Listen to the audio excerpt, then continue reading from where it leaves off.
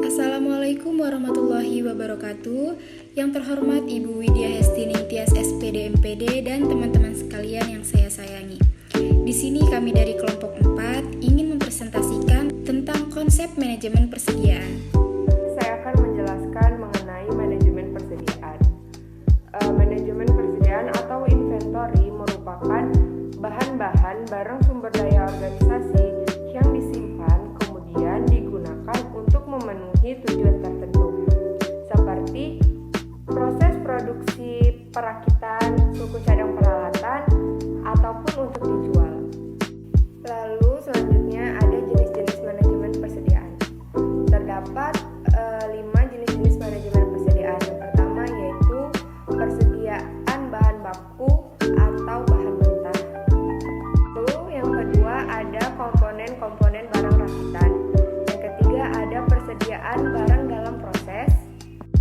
Yang keempat ada persediaan bahan penolong, dan yang terakhir ada persediaan bahan jadi. Lalu selanjutnya akan disampaikan oleh Amaradina Fatiasari.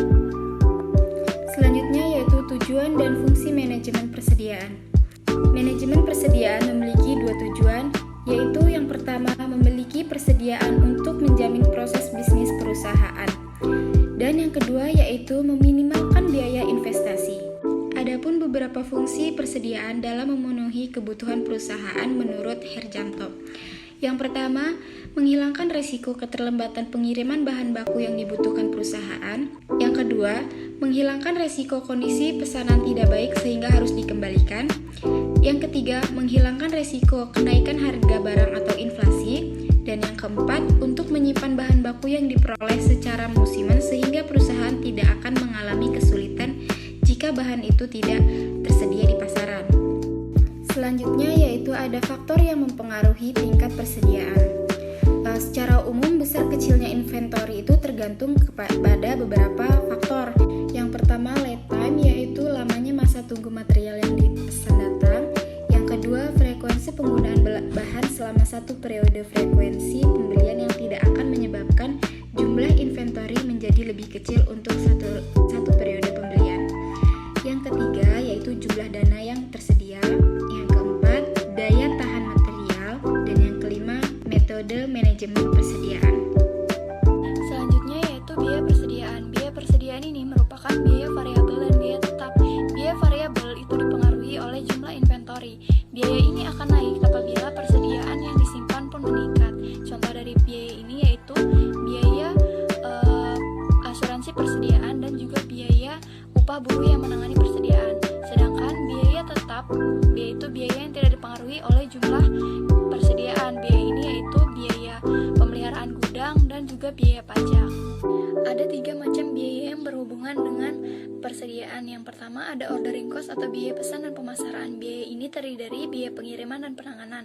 Kemudian yang kedua ada carrying cost atau biaya penyimpanan. Biaya ini terdiri dari biaya gedung dan biaya asuransi. Kemudian yang ketiga ada biaya persediaan pengaman. Biaya ini merupakan biaya yang dikeluarkan atas kehilangan penjualan. Selanjutnya yaitu metode manajemen persediaan. Untuk menyeimbangkan biaya simpan dan biaya pemesanan, perusahaan dapat melakukan metode pengendalian persediaan seperti yang pertama ada EOQ atau Economic Order Quantity. Teknik ini digunakan dengan mengontrol persediaan dengan cara meminimalkan biaya total ke dalam biaya pemesanan dan biaya penyimpanan. Yang kedua ada reorder point. Teknik ini merupakan teknik pengendalian persediaan dengan titik yang dapat menunjukkan kapan perusahaan harus memesan persediaan kembali.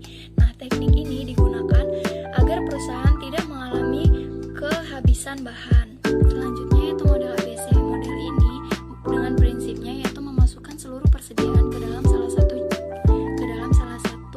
kelompok persediaan. Kelompok persediaan itu terdiri dari yang pertama kelompok A, yaitu kelompok dengan persediaan dengan jumlah